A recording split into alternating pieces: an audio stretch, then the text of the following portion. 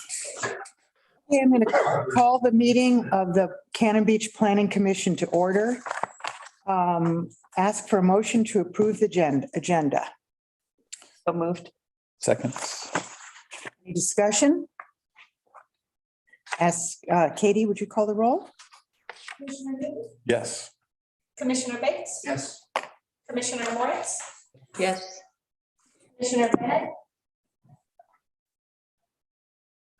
I don't think he's here. he's over there. Commissioner Bennett, Yes. Commissioner Kirk, Yes. Commissioner Knopf, Yes. Commissioner Matusik, Yes.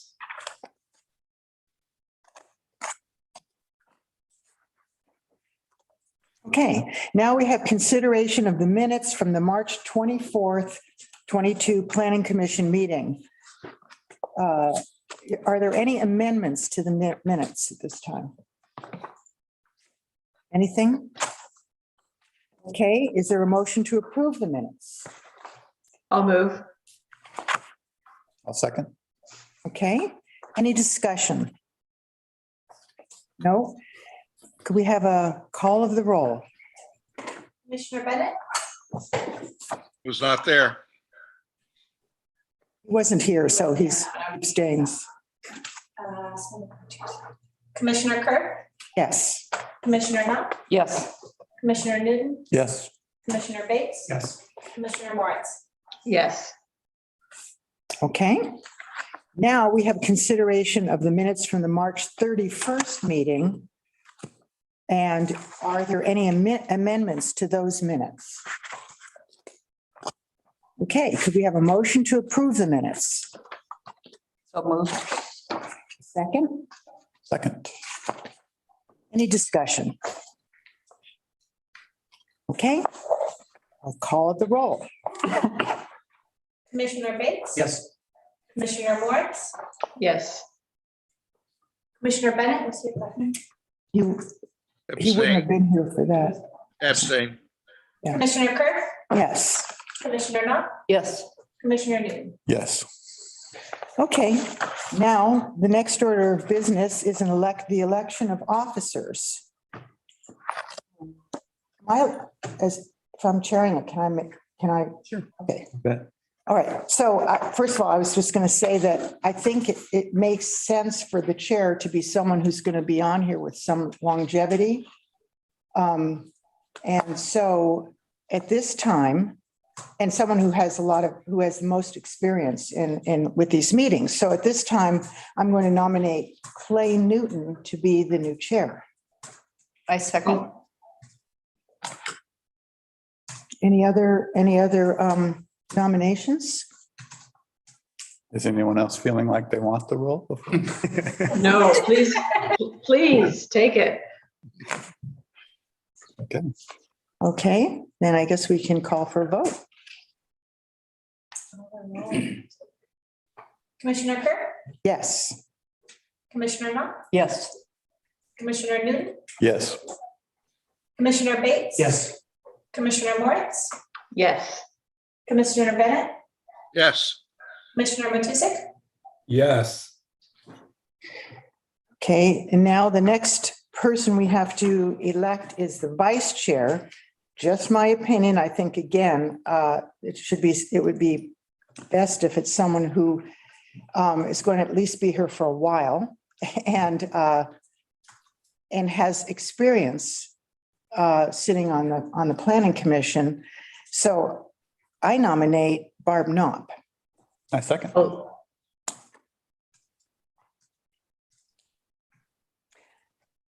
Any other nominations or any discussion?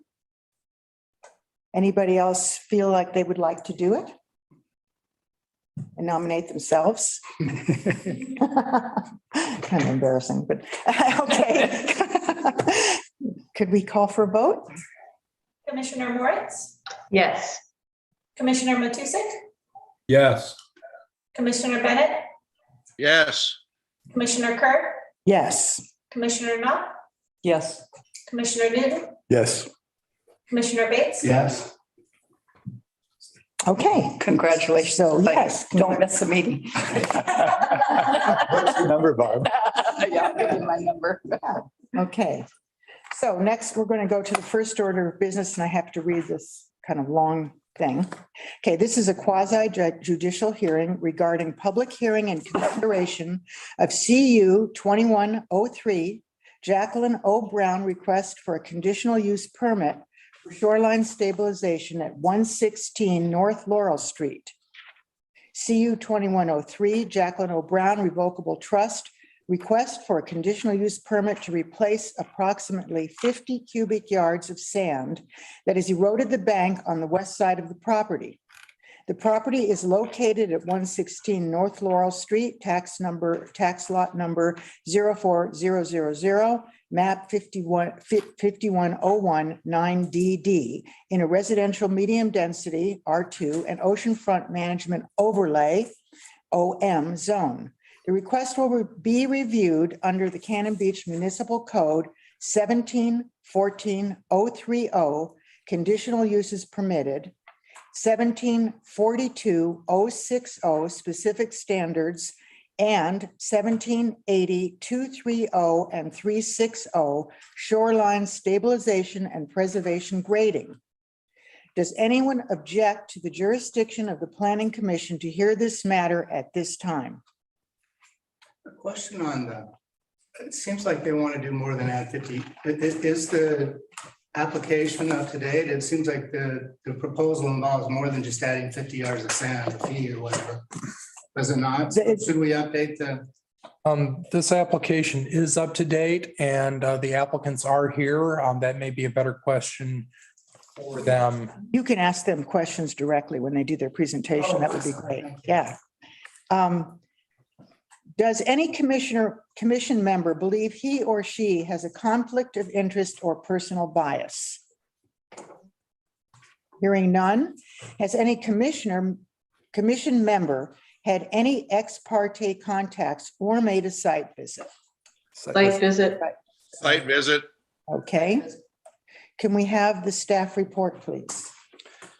The applicant, Jacqueline O. Brown Revocable Trust, requests a shoreline stabilization to prevent erosion from encroaching onto 116 North Laurel Street, as shown at the end of the staff report. The property is in the city's residential medium density R2 zone, as well as the oceanfront management overlay zone. The current request is evaluated against applicable standards in Cannon Beach Municipal Code. The installation of a shoreline stabilization in the oceanfront management overlay is permitted under CVMC 1742-030C1, subject to the provisions of 1718-230. To move on, I'm going to try to go through this. Not necessarily read it all word for word. This application is supported by a geotechnical report that was prepared by Tom Horning of Horning Geosciences. That was submitted to the city on April 3rd of 2022. That report does state that the dune complex has been eroded and cut back at least 20 feet over the previous 2 years as a result of storm surges, high tides, large surf waves, and the potential effects of a southerly ebb tide channel of Ecola Creek. This is in contrast to historical conditions where the dune has experienced far less extreme cycles of accumulation and erosion. In addition to increased rates of storm-induced erosion, foot traffic along the upper slope is contributing to the rate. There are a couple of actions that are specified or recommended by the report, specifically involving stormwater drainage needs to be controlled by filling the small gully in the right-of-way of West First Street, then directing flow from northwest to due west. Climbing on the dune in tax lot 4000 needs to stop. The 3 outfall pipes need to empty into a dry well. And then moving on, the application and the geotechnical report indicate that the project is necessary to counter the rate of erosion seen at the subject property and restore material that has been removed. The project will also allow for the property to be restored to a visual appearance similar to that of adjacent properties. The Horning report states that the loss of 20 feet of dune sand has been caused by improbable storm surges of high tides and large surf waves, possibly amplified by the channel of Ecola Creek. Most of the loss of sand occurred in the last 2 to 3 years, altogether over a 2-year period. It is expected that the dune sand will rebuild in time. It is more likely than not that the dunes will recover in the next year or two. It may be desirable to wait for this to happen, or it may be better to take action. And so that would be obviously a decision for the Planning Commission. Has there been any additional correspondence? No. Okay, We received the Friends. Oh, that's right. Yeah, we did receive a letter from Friends of the Dunes with some statements about this, and that letter has been included. Yeah. That has been sent out to the The commission. one that came. Get that, yeah. okay, the pertinent criteria to be considered are noted in the staff report and listed on the criteria sheets on the meeting page on the city's website. Testimony, arguments, and evidence must be directed toward those criteria or other criteria in the comprehensive plan or municipal code, which the person testifying believes to apply to the decision. Failure to raise an issue accompanied by statements or evidence sufficient to afford the decision maker and the parties an opportunity to respond to the issue precludes appeal based on that issue. Prior to the conclusion of the initial evidentiary hearing, any participant may request an opportunity to present additional testimony, arguments, or evidence regarding the application. The Planning Commission shall grant such requests, continuing the public hearing, or leaving the record open for additional written testimony, arguments, or evidence. Persons who testify shall first receive recognition from the chair, state their full name and mailing address, and if appearing in a representative capacity, identify whom they represent. Is there a presentation by the applicant?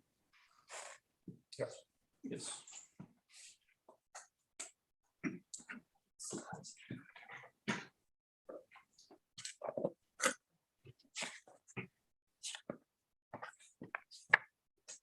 Madam Chair, Commission, my name is Mike Morgan, PO Box 132, Cannon Beach.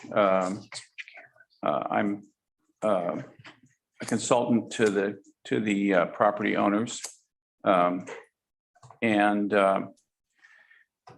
This project, we've been working with Tom Horning for quite some time to come up with a reasonable solution to the problem.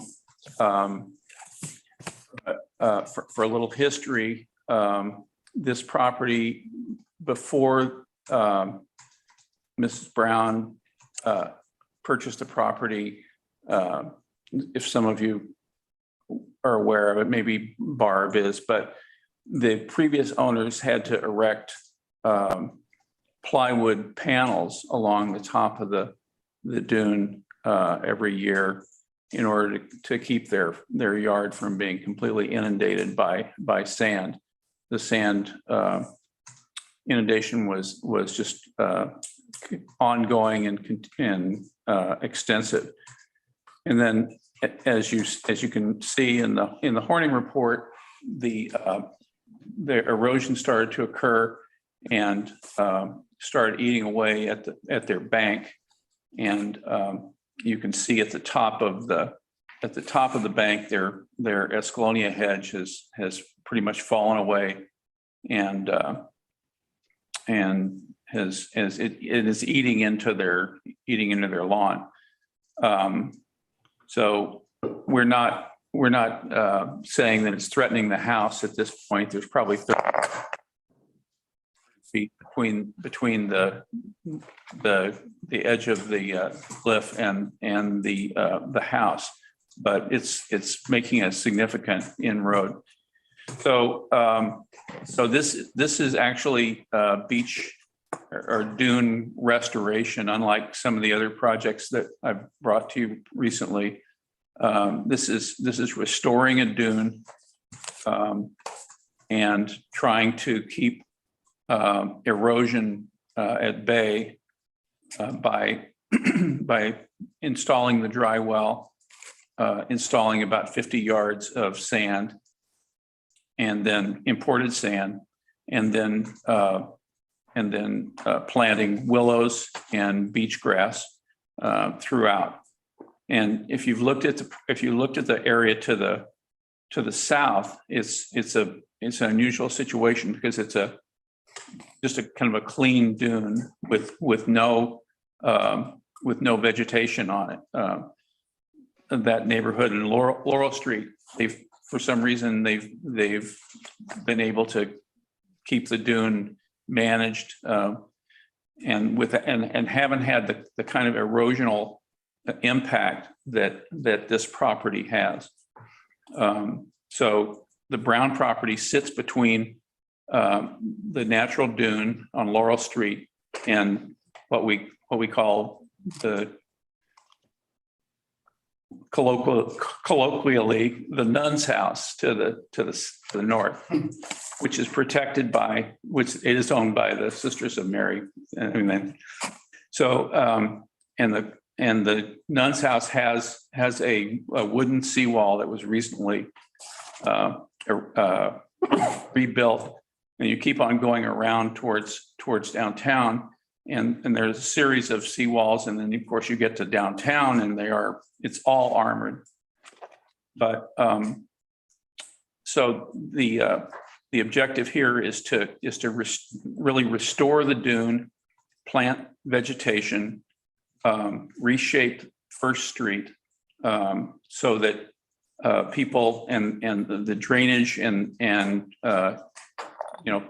pedestrians will go straight down to the west, and then put up some barriers in the short term after the planning has been done.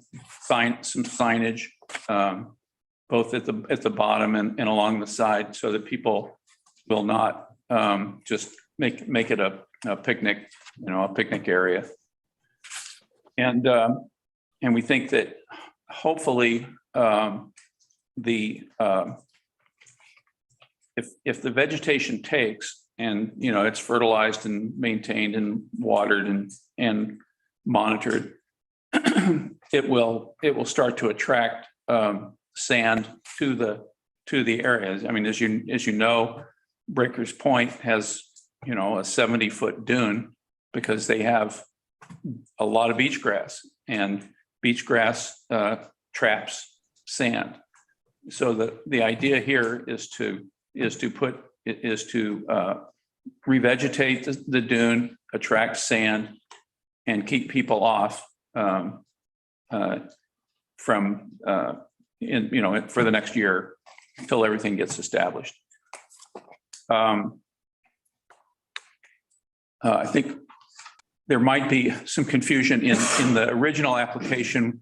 We were going to do a cobble berm, but Tom Horning thinks that that's not appropriate in this particular location, and so that's why we've gone with just the sand restoration.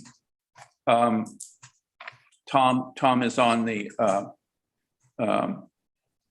the monitor, and I think I'd like to turn it over to him for comments, if that's all right.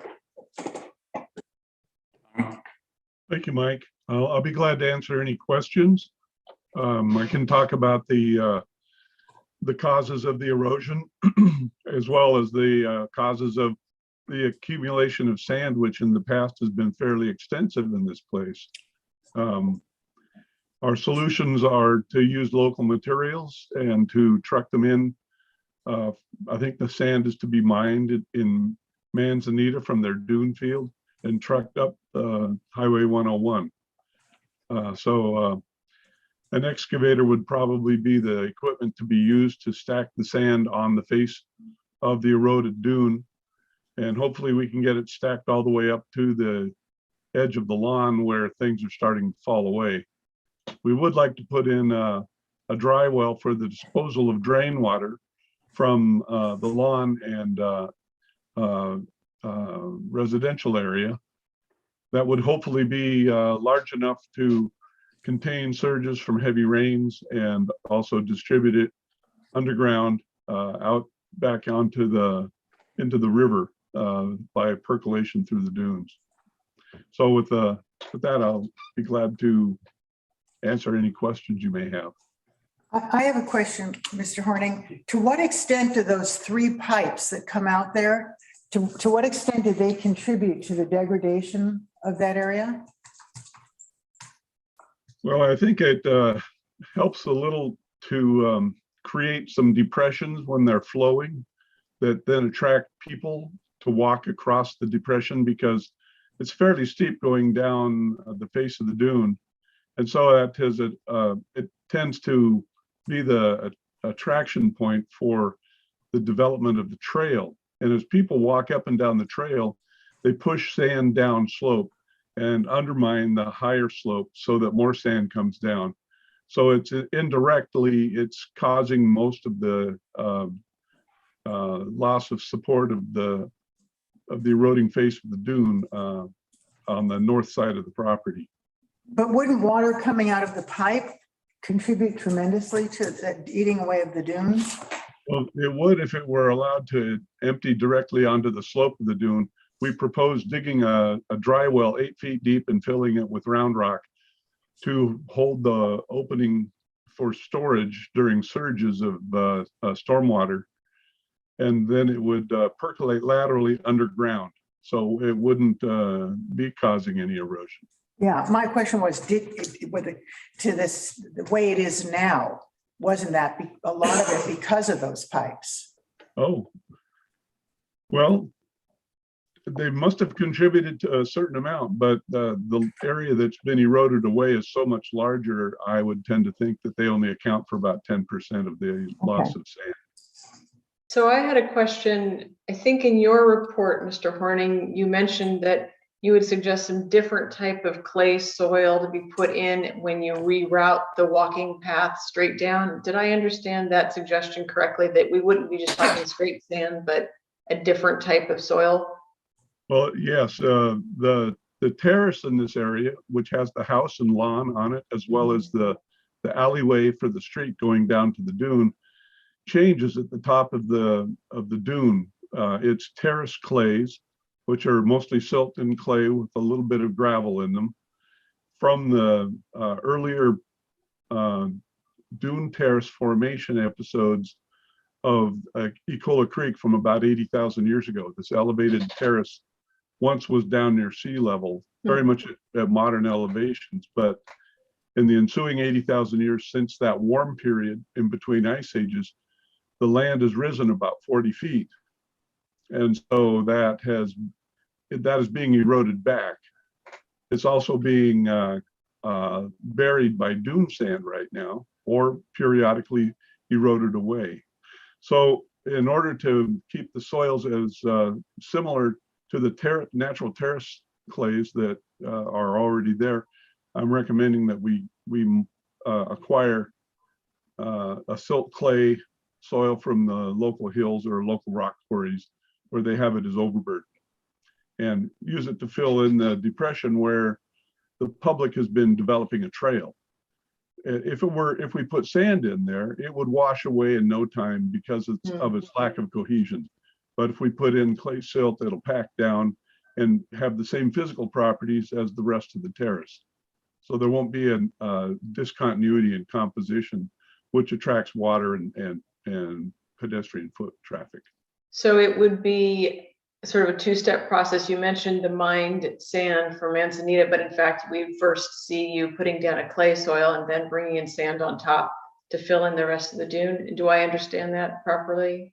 Well, it might be that the clay would be put in afterward or before. It's going to happen in a day or two. So it really won't make any difference.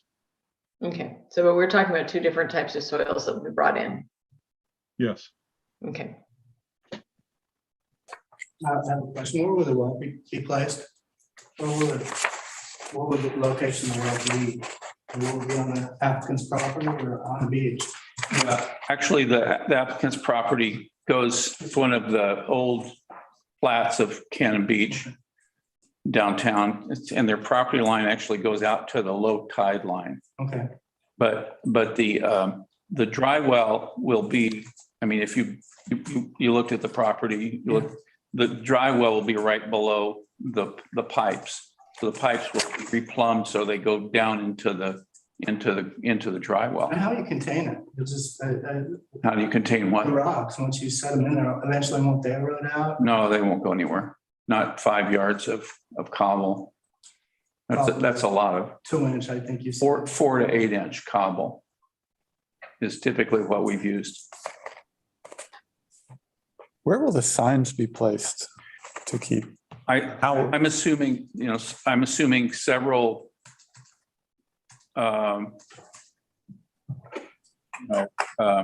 what's the term?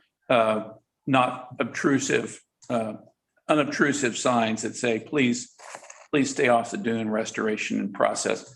And they would be maybe a foot square, and then maybe 2 of them going down east to west, and then a couple of them at the bottom of the dune.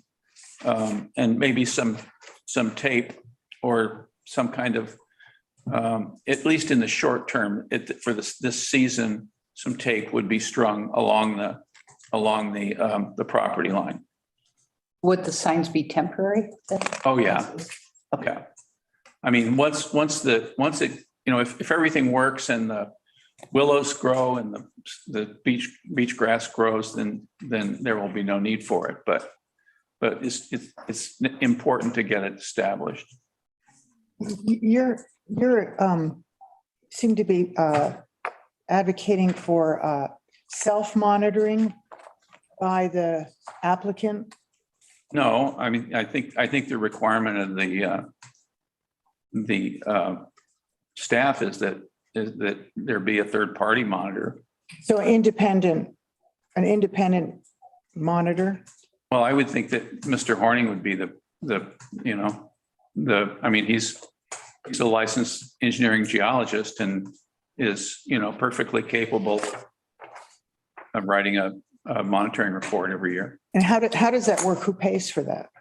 Well, I think the Browns will pay for it. Okay. I mean, I don't want to speak for you, but That's fine. it's not a big, it's not going to be a 50-page report. This report was very helpful. Yes, I agree. And we've looked at a lot of these lately. This report really lays out what you're trying to do and is helpful. I'm coming back to the signs just a little bit, one from the public and whether they'll actually do that. I think that traffic through there probably is a big part of the erosion. Right. And then I know signs on the beach aren't very popular in Oregon, even though that is your land. I wonder if there's, I'm just thinking out loud, if there's, I think I read somewhere something about like sand fences that can be put up. I don't know how ugly those are, or if they'd look better. I'm just thinking about options. I'm not saying no to signs. Yeah. Those, sure. Oh, sorry. Scott Brown, 116 North Laurel, PO Box 1074, Cannon Beach. So last season, when we were having the problems, we used to have a fence that went all the way across at the top that fell down last spring, and the Parks Department notified us and we had to take it down. But they also, I don't know if you remember last year, but they put stakes and orange caution tape around our property to keep people off the dune last year. That they just did that. I don't know if they were worried about more the fence falling down or something, someone getting hurt, which we were as well. So we were thankful that they did that, but it seemed to keep people off pretty well. It did. And it was just some sturdy stakes and some yellow caution tape. Well, I didn't think it looked that great. It was pretty effective. A couple of times we had to go down there, the tape ripped, and so we had to go and retie it up. But, a few people came on, ducked under the tape and wanted to climb on the dune, but it was way less than it has normally been in the years past. I would think 1 or 2 signs, maybe one, maybe at the top of the dune and one down at the bottom, just saying, please keep up, it's gonna keep 90. Wow. Mhm. By the way, thank you both for being here. Not that we don't like Mike and Yeah. do this, but it is always nice when the homeowners come and can tell us their experience. I really appreciate that. And on that, Clay, on the fencing, I think it's something that we could work, staff would work with Parks on that and see what they would like or their recommendations. Because I think there's actually in the oceanfront section of the code, there's actually this discussion of fencing and signage in there. We'll pull from that as well and see what that has guidance. Are there any more presentations by proponents? I think one thing that we've talked about with the clay soils.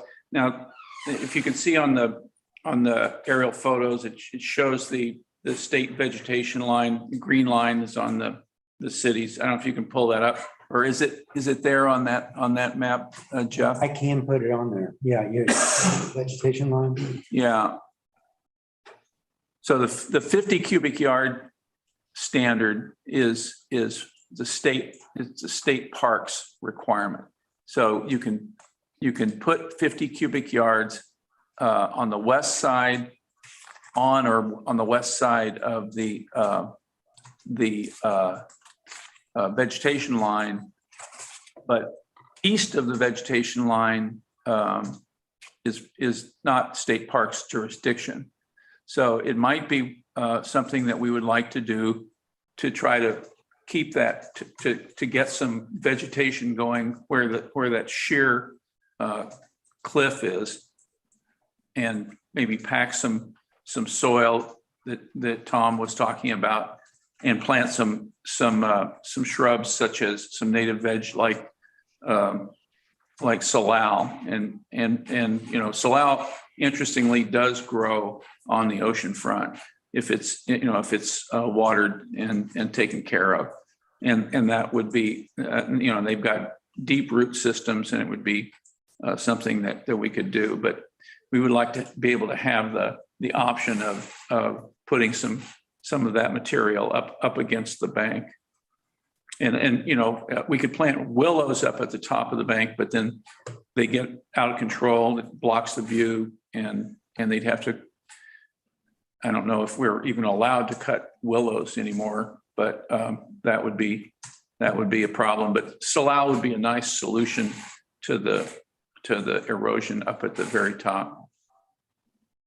So you're saying, Mike, then that well would be within the vegetation line is what you're, and I didn't know enough to ask that question, but that's, I think was what you were saying. I think it's right on the dry well is right on the vegetation line. I had a question. I mean, it's relevant, but you can take it for what it is. There's a storm drain on the front of this house, right? If you could stop the water going up, there's not. There's no storm in Laurel Street. Really? No. Those sewer, that's just sewer up there then? Yep. Okay, thank you. I would be thrilled to put it in there, Yeah, but there isn't one that we have. okay. That's why we're having the drainage on Laurel Street and the beach access, because there's no storm drain up there, so it just flows out to the beach. I got it. Thank you. And to that point, I've spoken with the Public Works Director, Deputy Director, Trevor, who has said he's aware of the problem, and they will, on their own dime, come in and cut the V into the first street and then restore it with sand. And one of the problems is the city has had a little bit of a conflict with state parks concerning storm outfalls, hard storm outfalls, the big pipes. Mhm. And so we want to stay away from that, but we think that the V with sand on top will do the job. It'll provide good pedestrian access and drain the water out of First Street down to the beach. Any more questions? The applicant? You want to, any thoughts? This is Jacqueline Brown, PO Box 1074. I think that our goal is to be the very least touching things as we can. And this, to me, feels like, hopefully the sand will build back up. We're happy to wait on that. And this just seems like maybe the best option for us. I mean, we talked a lot about burritos and all kinds of stuff, and this is less than that. And so that was why we felt like this was better for everything, to just try to let it build back naturally and just plant some stuff to try to keep it there. Okay, and any other questions for the applicant or the proponents?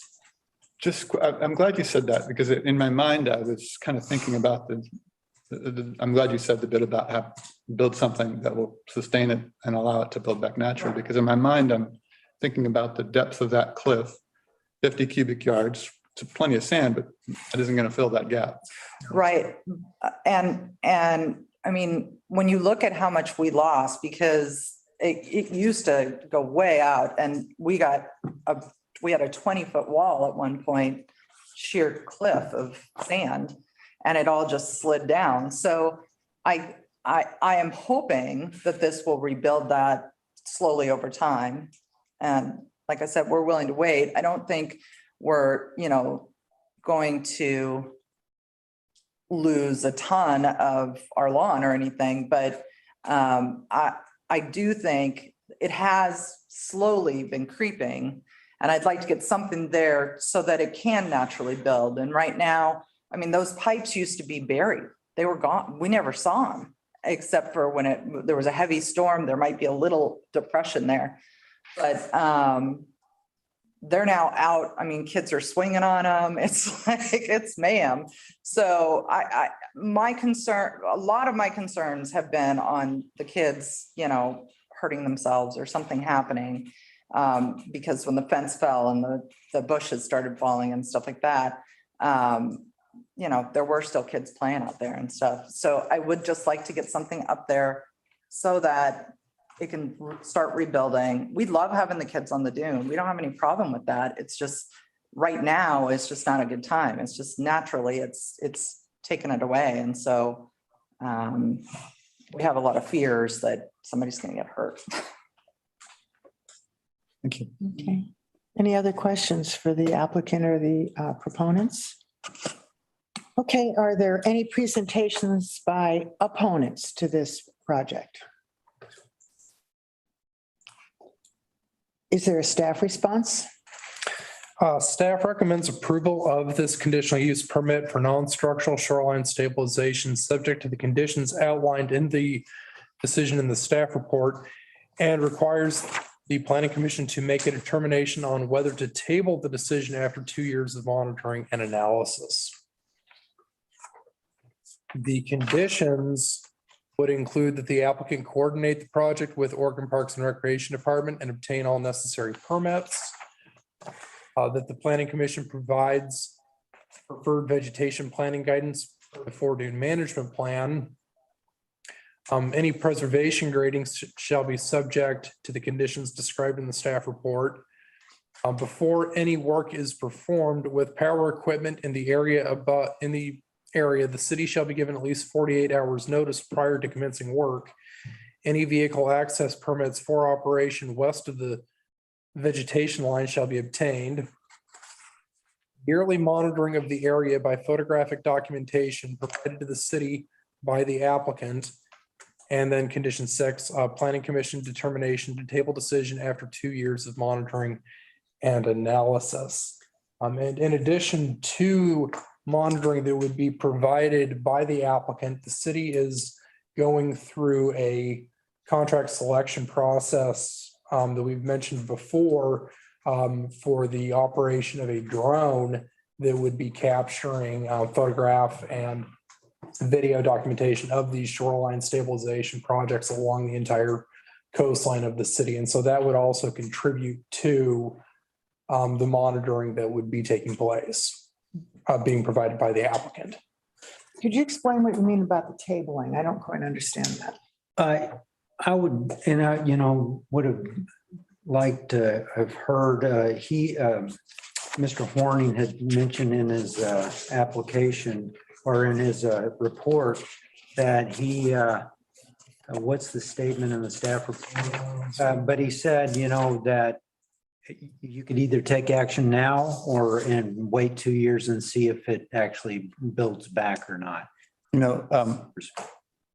Jeff, I've been paying a little more attention tonight to the protocol. Right. I don't think we formally closed the record. Yeah, I don't think so. So we could, Oh, it's still open. we could come to Mr. Horning and ask that question if you. Yeah, so, you want to read that portion? Yeah, let me find that again.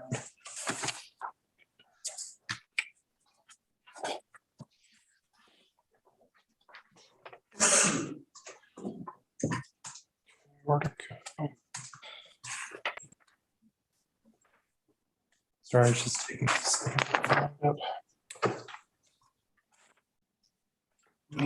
I thought Friends of the Community. They did. And they should be read in. I thought they had some recommendations. I don't know that whether they were considered by this group. Once the letter is submitted, it's considered. Yeah, it is part of it. But the conditions that we. Did you find it? Well, Conditions. right, and you could, when we have our discussion after the presentation, you can bring those up. You'd like to see those. Yeah, here, I can find it from.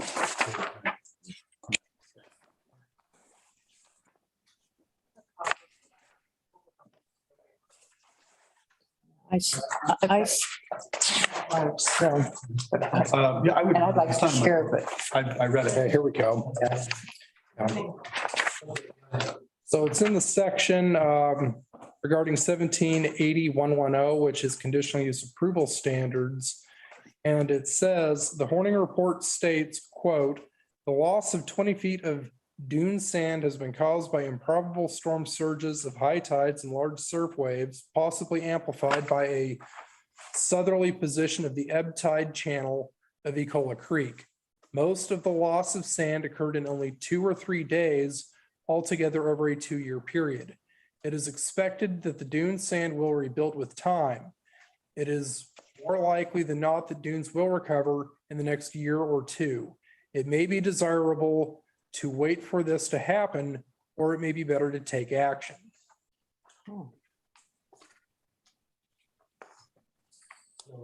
But that would not address the issue with the pathway, right? So we are talking about 2 different things, whether all of the sand will return, but we would still be concerned about the current pathway that seems to be undercutting that slope. Am I correct? Maybe Mr. Horning, since the record is still open, you could answer that.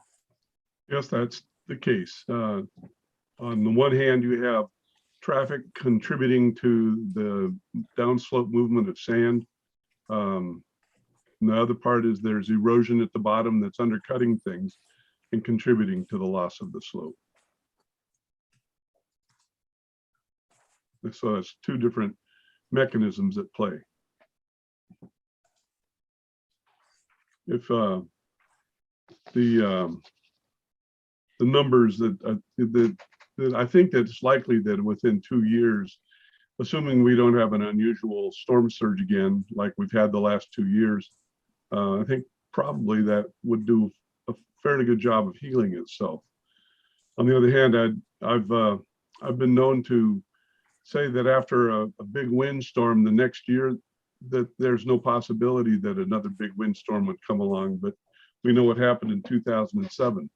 So there's always a probability of being wrong about this. And so it's a risk tolerance question.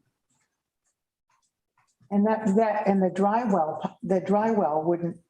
would be put off as well, right? I mean, if you waited 2 years. The dry well portion of the application, what, isn't that going to continue to be a problem? Those drain pipes seeping into this, running directly into the sand? Yes, I think so. Yeah, I don't, if I may, I don't think we want to wait 2 years. I think it's in order to get the thing started and revegetated, I think doing it doing it this year, at least the sand, and then we might have to wait until the winter time or the fall to plant the beach grass, because it should have been done back in, February. But, we'd like to do it this year or in the next couple of months if possible. And we could have worse storm surges next Could year. be, All we know. I mean, I don't know how, Yeah. it's hard to count on that. could be. That's what is so bothersome about all this, is you guys could do all this work and did you look at other solutions that were more invasive? Not that I'd like to see them, but I wonder how far ahead you're thinking on this. I think our thought was that, we try this, see how it goes. I kind of wanted to avoid doing the burrito thing because I just don't think it looks very good from the beach and stuff. I think, so there's like, what are those called? Or bags filled with. Yeah, bags filled with Okay. sand and stuff. And, you stack them and yes, it may protect that area a little bit better. I can't imagine that it is less. No, it's not preferable. I think I'd rather just put the riprap and, and then at least it looks like everything else around the corner, but Those walls are not that bad. I mean, that old timber, is that what it is, Mike? They're very substantial timbers and they're drilled into the bank. So they're pretty substantial. But, I mean, if we wanted to apply for a riprap, it would be a long process with the state. I think, Orca and Friends of the Dunes would probably object to it and drag it out. And riprap is not, it's probably, riprap is probably covering 50% of the oceanfront lots in Cannon Beach, if not more, at least 50. I mean, it's like, I walk the beach almost every day in Tolovana, and it's like riprap, no riprap, no riprap. And eventually, if the king tide and climate change, sea level rise continues, I mean, everything's going to be riprap. I mean, I think it's inevitable. It's sad, but it's inevitable. So, but I think the Browns are willing to do, take the natural approach, do the monitoring as the Friends want to do. The Friends should, I mean, I think most of their recommendations, and certainly the staff recommendations, are fine. So that's the deal. And so I would close the, I would open it, honestly, I would open it back up for public comment, go pro and con, just allow any other, since new material has kind of been presented. Are there any more presentations by proponents? Anyone want to say anything in favor of this application? How about any presentations or questions by opponents? Hearing none, then the question and answer period is closed, and now we'll move to consideration. Yeah, and I would just suggest that we would strike the number 6 condition for the table. I just want to clarify that, take that away. That was the one you had the question about, Lisa, the monitoring being canceled after a couple of years. Oh, okay. Number 6. Was that just originally proposed because you had concern, because you thought in a couple of years this would be behind us or behind the owner? Yeah, well, there was the concern from, that geo report there. So there's no one is asked to have the hearing continued at this point. So we'll close the public hearing and move to consideration. Okay, Planning Commission. So I think my first question is perhaps for Jeff. Do the preservation grading standards apply in this case because there will be some grading that occurs unlike some of the other dune stabilization projects we've talked about? Mickey, I think this is the first test case for that because Okay. yeah, I'm glad you brought that up. That's why we included it. This is, like they said, this is right, straddles that kind of both language. So we didn't really know, and this being kind of the first test of this, I included this in case you wanted to refer to it. We did not write the staff report, draft the staff report as that, because this to me looks to be more of a foredune type of grading, preserving those type of dunes. And this is right on that border where it looks like a break. There are no foredunes really. This is kind of the break into that. So my recommendation was just to go by the other, the non-stable stabilization. What is it? Non-structural stabilization link.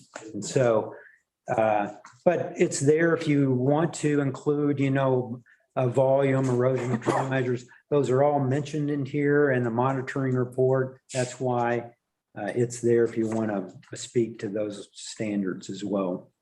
So I think my only real concern was whether this sand deposition that we're talking about would get into the area where we need to worry about wildlife impacts. I agree, many of the other things are already addressed. I do notice that at the top of the code there, it does say that preservation grading does not include grading for repair, maintenance, or installation of stormwater outfalls or facilities, which with those pipes and dry well, that sounds like that might be a little bit of an exception to preservation grading. But I'd like to hear from other commission members whether we need to have a little bit more input on habitat impact, or if we feel that this is not going to be maybe of a volume of movement that's an issue.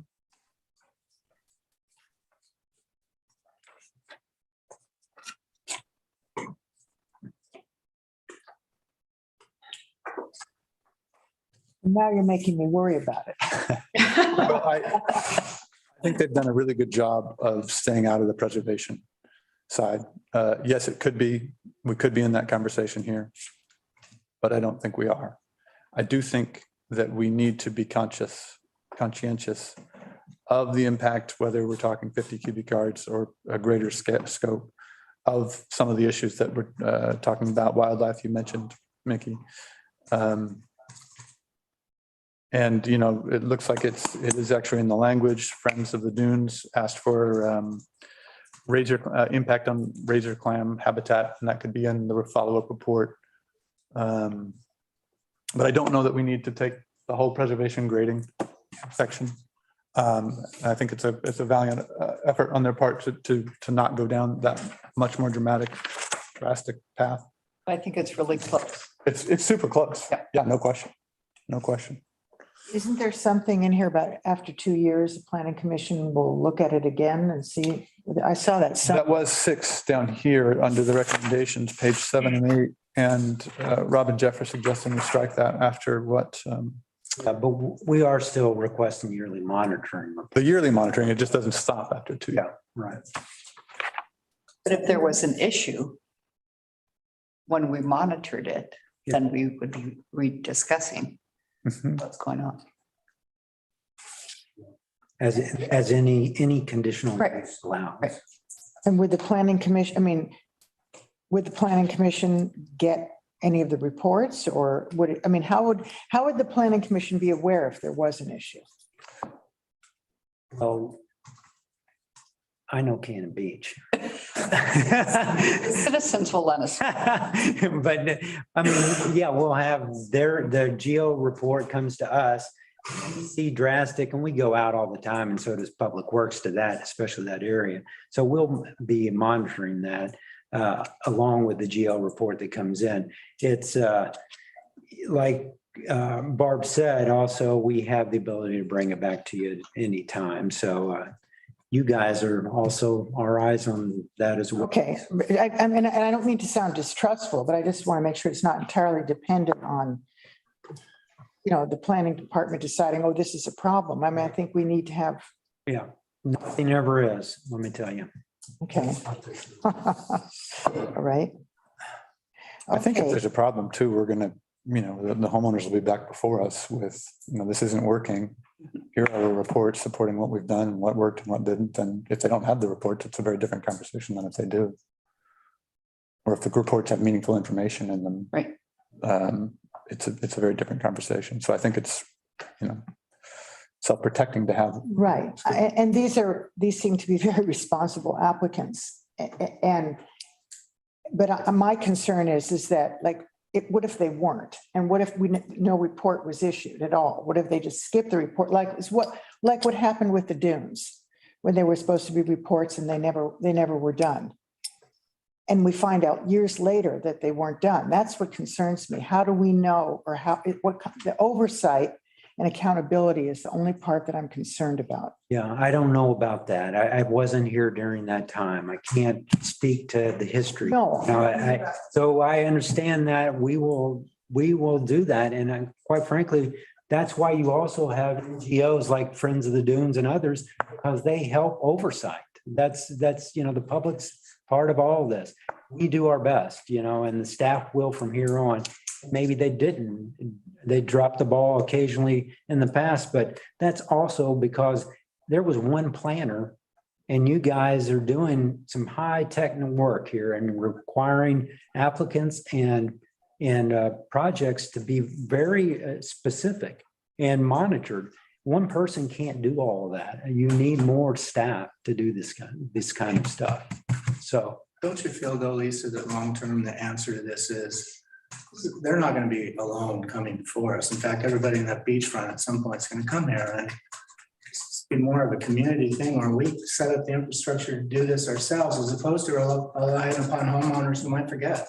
and we're doing the drone monitoring, so we're going to be keeping a better eye on it at the staff level so I think we're going to see more and more of this because that's what you do to build these kind of reporting. It does open up the question brought up in the letter Friends of the Dunes submitted, and that is the depth of our analysis, or the depth of the analysis that we hire people to do. I think it's great that we are talking about hiring someone to look over the dunes from a drone's perspective. But do we have someone who's an outside independent expert? I think, Tom Horning. Tom Horning is very qualified. He's engaged by the homeowner. Mr. Morgan obviously has an amazing track record down here, also engaged by the homeowners. It might be something we need to consider, having someone who has no affiliation in the community to look at what's going on here, what's working, and offer some suggestions for how we might take the direction a little differently. Yeah, I think that's a great point. Some kind of third party like city arborist does for trees, you can have the similar for other things in other communities. It is appropriate that those kind of questions come up during the budget time. And I can into account.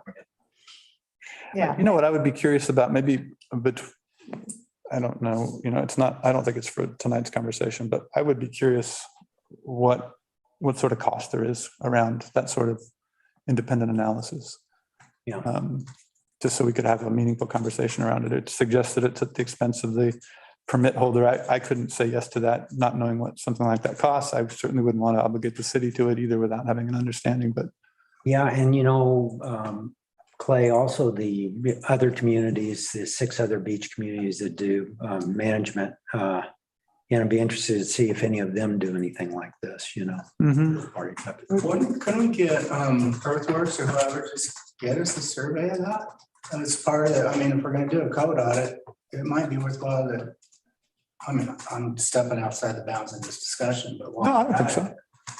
I think we should have them at least survey those 6 communities and see how they're dealing with reporting on it.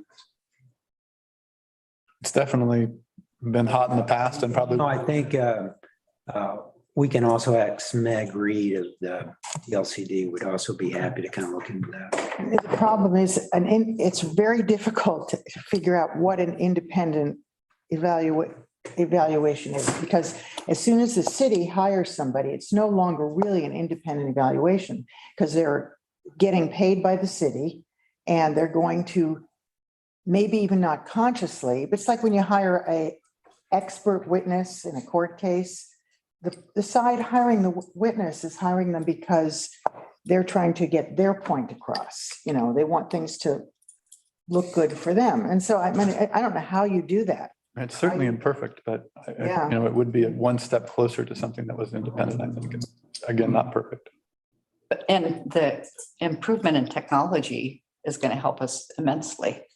I mean, it's Yeah, going to be somebody taking a picture with a camera, it's going to be drones and 3D. They don't go near the rock. that's right. Okay, any, I guess that, well, any more discussion on the part of the planning commission? I have a question on number 5. Rather than saying provided by the city by the applicant, don't we want to put the outside? I put yearly monitoring by geotech professional.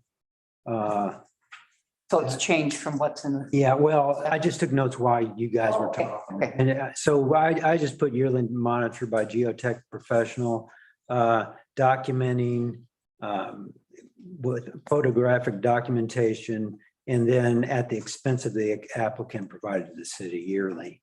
And I would put for at least a 3-year term, you know. At least, but not limited to. Right.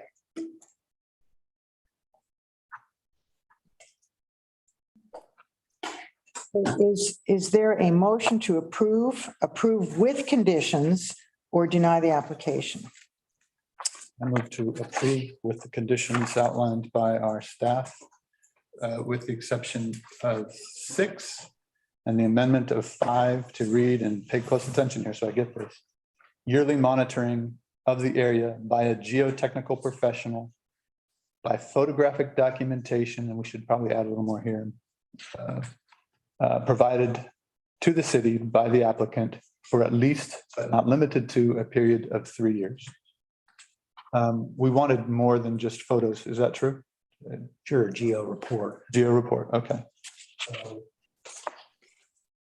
I'm going to read that section 5 again. Okay. Yearly monitoring of the area Like, you also want to say at the expense of the homeowner, provided by the applicant at their expense. at their expense. Okay. I'm going to try, let's see if my notes are. Yeah, right. Okay, so 5 is amended to read yearly monitoring of the area by a geotechnical professional by providing photographic documentation and a geotechnical report provided to the city by the applicant at their expense for at least a period, but not limited to, 3 years. I second.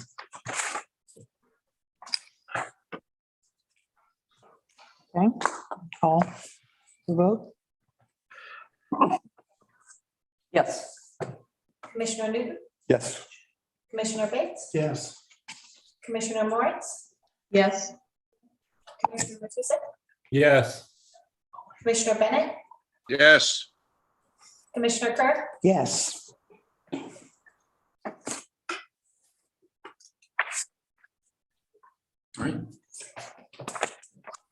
Nice to meet you.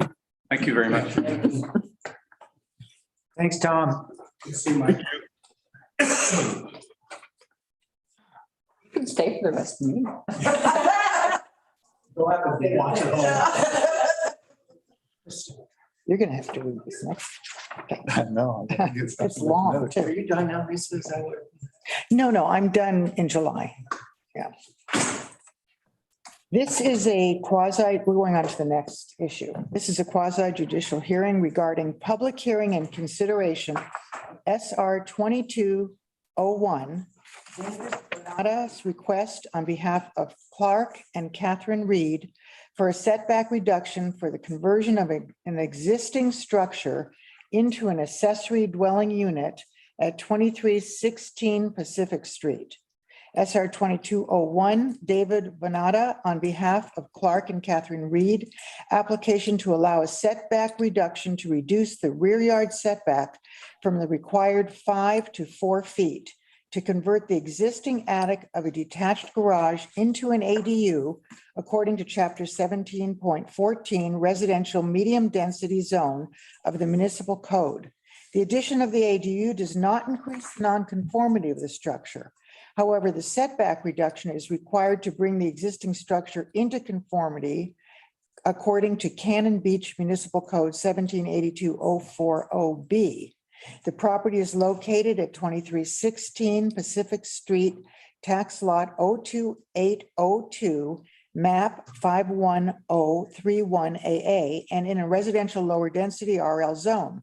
The request will be reviewed against the Municipal Code Section 1764 setback reduction provisions established. Does anyone object to the jurisdiction of the Planning Commission to hear this matter at this time? Does any commissioner member believe he or she has a conflict of interest or personal bias? And I just want to say that I know the neighbors where this application is, but I do not think it's going to affect my decision. Okay. Has any commission member had an ex parte contact or made a site visit? Site visit. Okay, is there a staff report? Yes. Jay Orloff of Tullavana Architects, on behalf of Clark and Catherine Reed, is seeking a setback reduction of the side yard setback from 5 feet to 4 feet to allow the pre-mentioned application of a pre-existing non-conforming garage to have a second level accessory dwelling unit. The detached garage is valued at $7,511 by the Clatsop County Assessor's Office. It projects 12 inches into the required 5-foot setback. Cannon Beach Municipal Code states that alterations of pre-existing non-conforming structures that exceed 50% of the fair market value of the building, a threshold which the addition of the ADU would exceed, may be authorized under the provisions of Chapter 17.64 setback reduction. The addition of the ADU would not change the footprint of the garage. The Design Review Board heard this item during its April 21st meeting and it approved with conditions of approval requiring the Planning Commission to also approve this setback in order for that approval to take effect.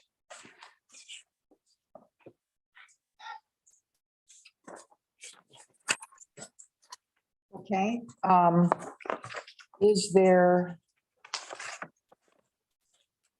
call for public testimony?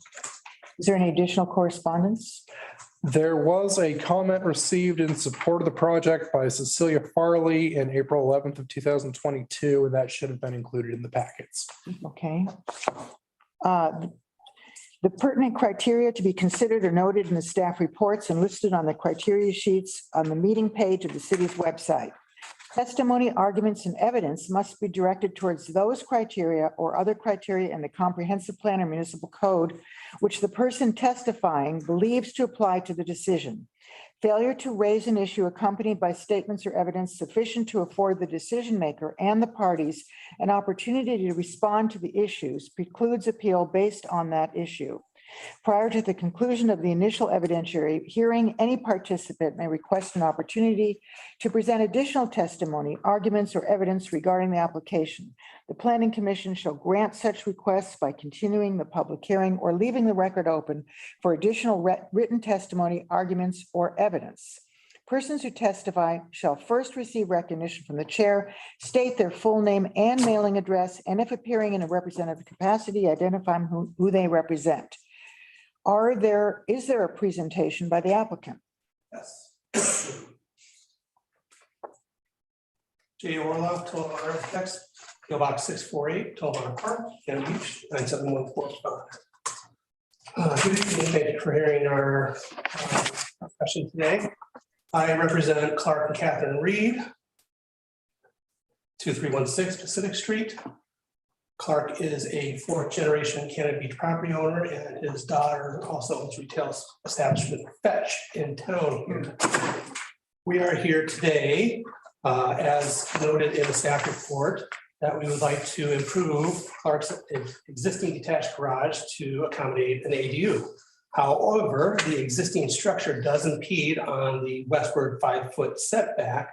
We are requesting 12 inches, but in actuality, it ranges from 11 3/4 inches to 8 3/4 inches. So it's not quite the full. And we're asking conditionally that this applies only to the garage. Again, as noted, we have impediment into the setback on the westward boundary.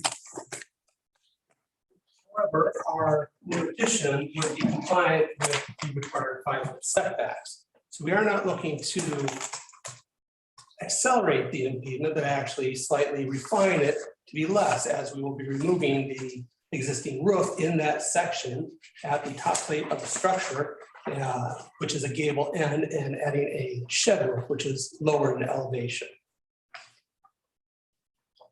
The ADU, as noted, was passed through the design review last week, which had an architectural review element to it. Beyond that, it is rather straightforward that this is just strictly a request to allow us to build or rebuild and accommodate ADU, which would be compliant to required setback regulations, but to allow the minor infringement of the existing footprint, which we are not adding to in any way, for the 8 3/4 to 11 3/4 impediment on the westward boundary. What about this back door and the steps and the little sort of like a little platform? We'll have to have a landing at the door, but we will accommodate the grade there so that I can adjust the grade so that there won't be any steps. It would only be a landing, which is required by code at an infra store. Okay. And are you going to be doing any foundation work? No. Okay, because excuse me, other than improving the existing foundation to accommodate the additional load. Okay. There is an existing attic up there, but because of required shear and wind resistance, we have to add some additional hold downs, which will require us to, we're not going to add to the foundation. We need to improve the foundation. Well, my concern is there's a tree. I'm sure you know which tree I'm talking about. It's a Sitka spruce. It's 120 inches circumference. That is right on just about on the property line between the two houses. My big concern is you're going to have to do a lot of trimming of that tree when you put that the new shed roof in. And how will that affect that tree? A minor trim to limb up the tree as required for this additional should not infringe on the health of the tree. That is a well-established tree. We are not touching its foundation, or not touching the foundation. We're not impeding its roots in any way. It would only be an upward limbing if required. And do you think your client would be willing to hire an arborist to do an assessment of that if that was to be made a condition? If it was made a condition, I don't see a problem with it. Clark is here today. I for that. Okay. And is there any new lines for sewer or water coming into that ADU? And we will need a sewer line, which we will attach to the existing sewer line that runs down Pacific Street. So it won't be coming in anywhere it won't be coming into the south of the structure. No, it'll come off the eastern boundary. We'll trench out through the existing driveway. Okay. For that connection. Any other questions? Good question. Opponent? I don't know if this is appropriate to ask, but what the heck?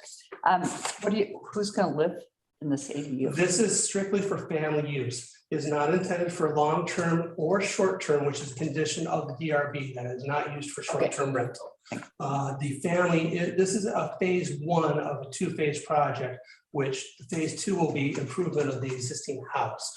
So while we're looking to do this, so that my client Clark has a place to stay, or his daughter who runs the business here in town, while the house is being improved as well.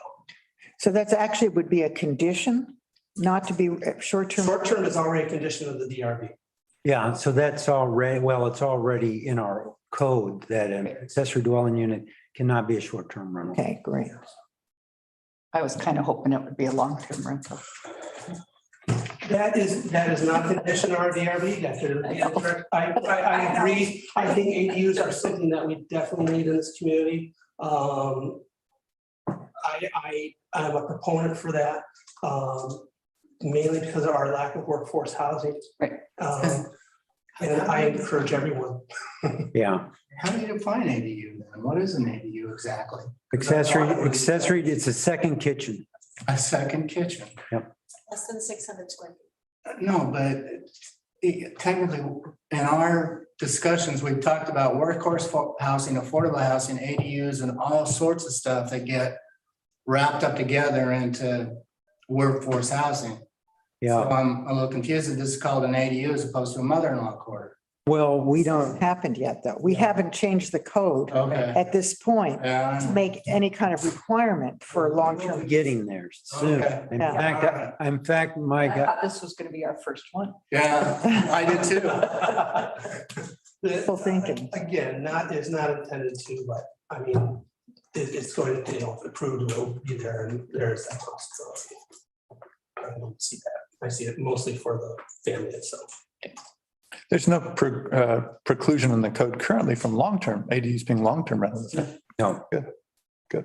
Well, maybe it naturally will. Okay, is there any more questions for the applicants? Have you heard from the neighbor? Cecilia Farley is the westward neighbor, which would have the direct impact for the view. They'll be looking at each other, and she is also my client. And in designing her home and Mr. Reed's ADU, I took that in consideration, and she has given us our approval. And the other neighbor, the neighbor to the south, South, I have not heard from. okay, well, their biggest concern is the tree. That's what they're worried about. They love that tree. It is a beautiful tree. It's huge and gorgeous. And we've seen before how construction has destroyed root systems of trees, and they've failed because of that construction. And you're talking this tree, right? Uh-huh, okay. Yes, I am aware of that. And as we're not having any impact on the root system, but again, if it would please the commission to have an arborist report, we can ask Mr. Clark if he would. Okay. That as a condition. Okay, any other proponents? close, yeah. And Oh, I need to- Oh, sorry. We need opponents. Yeah. Is there any opponents to this application would like to speak at this time? Any opponents? Is there a staff response? Staff recommends approval with the following conditions. One, that the applicant obtained design review board approval, which they have already done. Two, that a building permit shall be obtained before starting construction. And if it were to be added, there would be the additional condition regarding an arborist review. And I would note one more, it's not really spelled out, but the applicant did state that this would be a setback only for the accessory building. And not for this main structure, Our property. right? Yeah, that would be good to have there as condition. And I would say an independent review of the tree, of the health of the tree and the impacts on the tree by an arborist. And I assume that would be paid for by the applicant. Correct. If I may, one thing to note is that the ridge of the new structure is only a foot higher than the existing structure. So we're butterflying on the slope. So how much that impact on that fir tree, I'm unsure of, but we're not looking to cut out. That's why we need an Yes, arborist. and that's fine. I understand. Thank you. Okay, so we had a staff response. Are any additional comments by proponent or opponents? If hearing none, and since the hearing is not being continued, no one requested a continuance, we close the public hearing and move to consideration. Planning Commission. You know, I'm at the point where I say, make a motion to adopt the staff report with the 2 additional conditions. 3 additional conditions, I'm told, sorry, Are you making a motion to approve with conditions with the staff report conditions and the 3 that were discussed by. the applicant's proposal? Okay. Just to be- Second. Oh, okay. I wrote down 2. What was the third? Yeah, I want to hear. There's 4 total. Could we read Four them total. all? Just to be clear, I'd like to hear them. I'll read them off. Applicant shall obtain a DRB approval, which it has. 2, building permit shall be obtained before construction. 3, arborist, which by what you spelled out under the conditions you spelled out. Well, we have to have. And for any trimming. I wrote down independent, a review by an independent arborist of the plans impact, I guess plans to be possessive, plans impact on the fir tree. And for any trimming. And Is for it- any It's training. not fir? Okay, It's, yes, it's Sitka spruce, I believe. glad you guys are paying attention. And number 4, that the setbacks are only for the garage accessory structure. Yeah, yeah, that's important. Now, since number 1's already been met, Mhm. does it need to be a condition? It's fine because of, that's the normal. Okay, Is that are we? do we have a second? Second. Yeah, we had Charles second. Okay. Call the roll, please. Commissioner Newton, Yes. Commissioner Bates, Yes. Commissioner Moritz, Yes. Commissioner Matusek, Yes.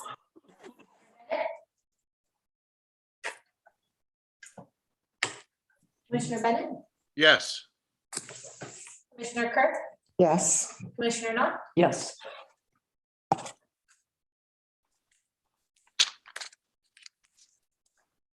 And it unanimous. Thank you all. Thank you. Thank you for your consideration this evening. Okay, I'm asking for a motion for the chair to sign the appropriate orders, if any. I guess we do have them. So, I moved to sign the appropriate orders. a second, Second. Katie? Commissioner Matusek, I approve. Commissioner Bennett, Yes. Commissioner Kirk, Yes. Commissioner Knott, Yes. Commissioner Newton, Yes. Commissioner Bates, Commissioner Moritz. Yes.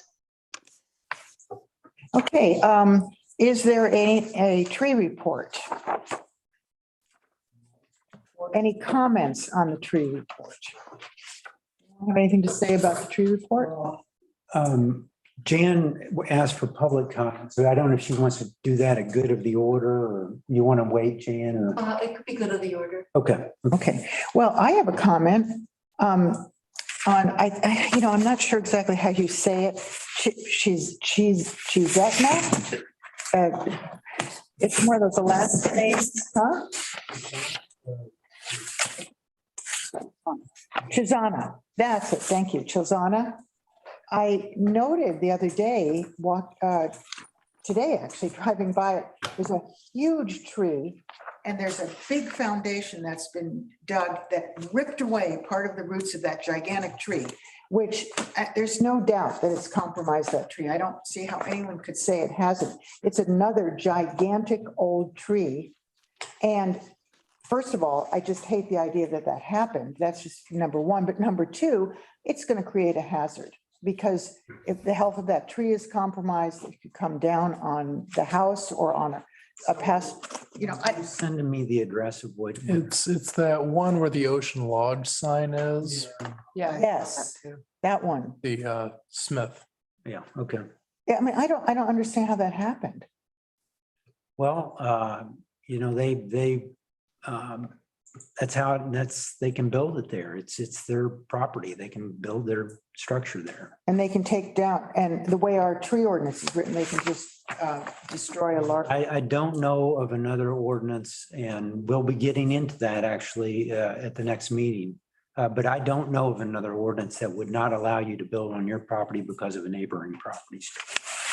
What about replacement tree? That tree. Yes, if it does, if it causes damage to that tree, we have language that we can go after them for that. And I believe we've contacted them about that. And we have contacted about that. I mean, there is no way that's not going to cause damage to that tree. Lisa, I understand what you're saying, but we're doing what the ordinance says, okay?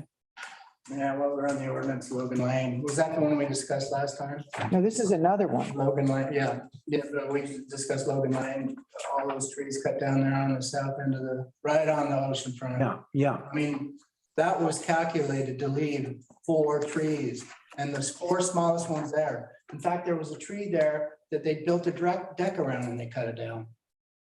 I mean, it was only for view.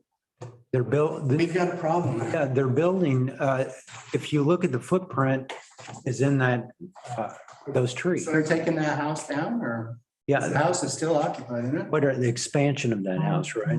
No, I think we're talking about the Almancy house. Because the Hawkins property has a lot of remaining trees on it. And I don't think they've started work yet. Yeah, there's one on Logan Lane where you come up from the beach right there, the last beach I exit think that's what he's saying. on the right. And there were, I watched those. That's an addition. That's crazy. Yeah. Wow. Yeah, I mean, that's what happens with additions. I mean, we don't have language to stop. No, we don't. But you know what? We again don't have language that says you take a tree, you add a tree. We need that for sure. Well, we don't have that, but we have to maintain a certain amount of trees on the property. I know. So I definitely think this is what we're going to be getting into, and I'm happy to discuss it. I'm not bitching at you guys. I know exactly what you're dealing with, or excuse me, I'm not complaining.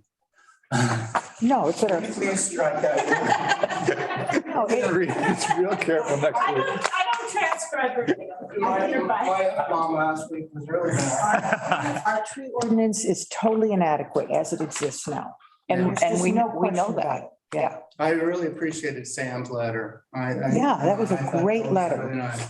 I like that letter too. I look forward to the discussion. Let me just tell you that. But we're gonna have a lot of heat, hopefully. Are we? What's that? We have pros and cons on this. I'm hoping somebody like Tim Rainey, who's don't matter, comes in. Well, let's not talk about, why Yeah. talk about trees? Well, wait a second. Let's don't disparage. I'm not. I just Yeah. like to have the discussion. Yeah, I think there's going to be, there's discussion, but I think that there's a lot of perceptions out there about our ordinance and other ordinances, and I'm happy to have that discussion. Oh, my goodness. It's my 300. So let me go into the ongoing planning. Can I say one more thing about trees? Yeah, sure. In this last week, we planted 12 trees in Cannon Beach. I thought the tree report was actually really encouraging this time. I thought it was very Our encouraging. tree report, there's 12 new trees in Cannon Beach. I think Last week. fine job. Yeah. So if we're through with that trees right now, not to say we're ever through with them, ongoing planning discussion, we have the draft transportation system plan that is out there. We will have meetings on May 10th, the joint session between you guys and council. Then it will be before you as a hearing item on next month's agenda. And so please, if you have not read the transportation system draft plan, it's posted there. We website and happy to, I'll also discuss that in the trees discussion. TSP online open house is still available to the end of this month. So you've got a few days left to do that. And there's a survey as part of that. Can be reached through cannonbeachtsp.com as well.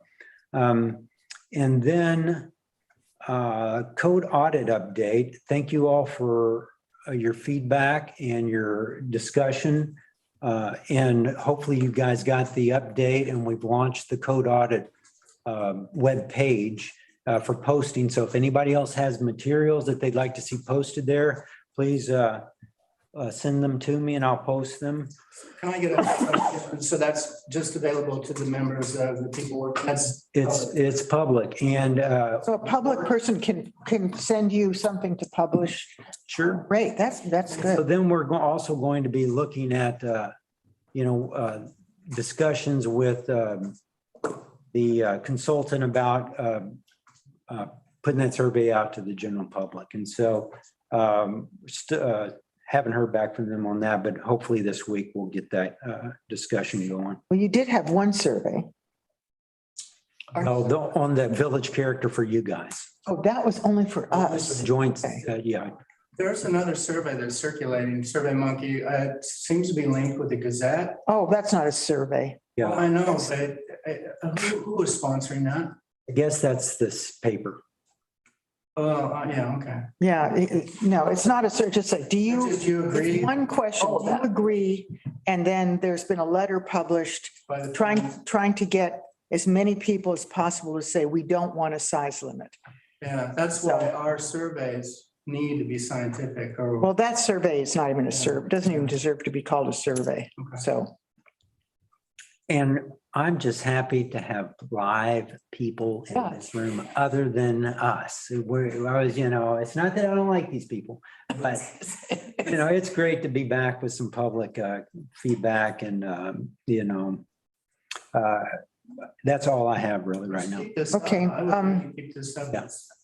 Okay, does anyone have any items for the good of the order? Jan?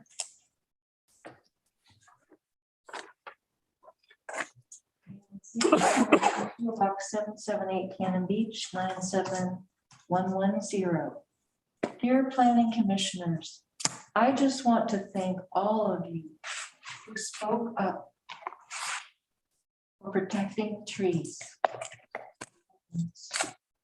and maintaining our Cannon Beach village character at your recent joint meeting with the City Council and the Design Review Board regarding our code audit update. Your help is greatly appreciated. Thank you all. Anything else for the good of the order? Anything? Anyone else either, Lisa, out there? Okay. I have one thing. Went online and found a manual on the roles, responsibilities, duties of a planning commission. Yeah. I thought I would send it to you. You guys look it over and maybe distribute out. We do send that to new members. That you guys did. I got it, yeah. Okay. Yeah, I got it. You did too? Okay, good. Yeah, I mean, that's a lot there to absorb, I'll tell you. Yeah. Thank you for learning it. But on that note, to absorb. we will have hopefully in September a new one by the basement side. They'll come in and give us a planning commission. Good.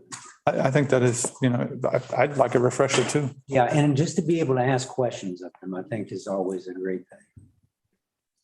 Okay, nothing else?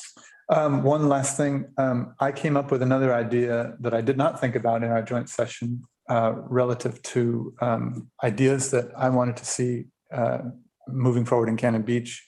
Didn't make the list. Jeff said, get online, look at that TSP and voice your opinion there. It's probably the best way to make it heard. And that idea was that the section between first and third at some limited time is locked off from vehicle traffic so we could have a pedestrian-friendly corridor.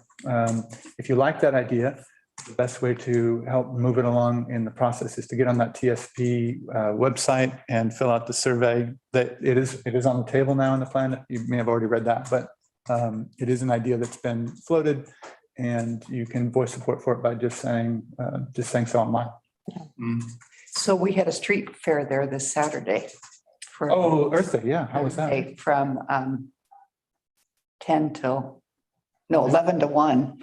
And we have already had some criticism from an area business that said it jeopardized their lunch crowd tremendously and that there were other negative impacts and that there were only 6, I'm not bitter, but that there were only 6 tables, but they blocked off the whole street. It was hugely attended. And I thought it was wonderful. Yeah. And I thought the businesses that were right there were doing, I mean, I don't normally just sit down there on the weekends, but I thought the businesses were really busy. So it was kind of frustrating. Would that be a relevant to see that. criticism though, for a walking mall as opposed to a street fair where you've got booths right out in front of business and stuff like that? Was he complaining about, or they complaining about the fact that the street was They were Open to complaining, pedestrians or? they were complaining that their lunch business was negatively impacted. Is there a And- hot dog cart out there? No, there was no food. It was all education. But, and we did it one other time, 2 years ago before COVID. And,